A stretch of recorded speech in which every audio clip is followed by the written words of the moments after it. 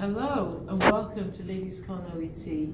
Ladies Corner works in partnership with Diversity TV to amplify the work of ordinary women who do extraordinary things. Today we have the pleasure to welcome to our show for the very first time the Premier of Alberta, Rachel Notley. Okay. How do you combine politics and family life? Well, there's no question. It's a bit of a struggle sometimes. I think, though I'm not the only person, I think there are a lot of women across our province who take on big jobs, and whether they're in the spotlight or whether they're just working really long, hard days in more than one job, and then rushing home to make sure that they're still there for their kids. We all know that's hard work, right? It is a challenge and it's a balance. And for me, I think of it as a privilege, and we just try to work through the challenges as they appear, as I think most families do. You have two sons and a dog? I have a daughter and a son. A daughter.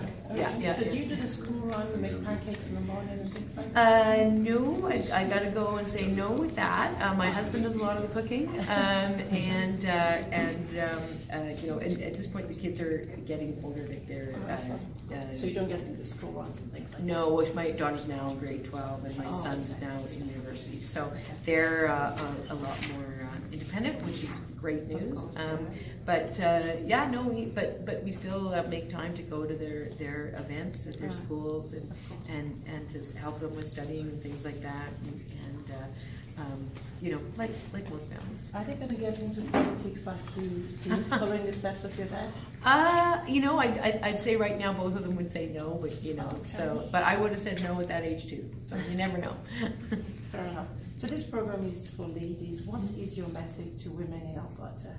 Well, what I'll say is our government is very, very focused on making sure that everyone is represented in it. So I was very proud that we were the first government in the history of Canada to have a gender-balanced cabinet. And to me, that really matters, because when it comes to making decisions about things, you need to be able to put a lens on it of what women would perceive it as well. And that's why we've done a lot of things. We've created Alberta's first ever Ministry for Women's Affairs.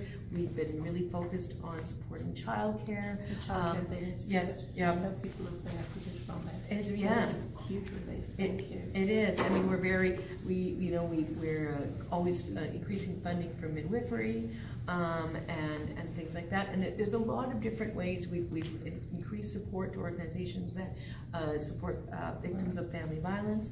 And I think that you must always make sure that you have a strong voice for women, because if you have a government that is mostly led by men, even the most well-intentioned men, they're just not going to get it sometimes, right? So the more we can do that, the better. And that is true. So can we talk about some of the challenges you may have faced as a woman being a Premier Notley? Well, I think that it's hard for me to say. I think that there's, I wish there were more premiers right now that were women, so that's certainly one thing. But at the same time, I think sometimes I have a tremendous opportunity because I am a woman at this point, because I'm able to speak with that voice. But what's really important to me is that I continue to get more women to step up to politics and that they get involved. And so for me, what that means is just we keep asking women to run for us until they say yes. It's the one place where no doesn't automatically mean no.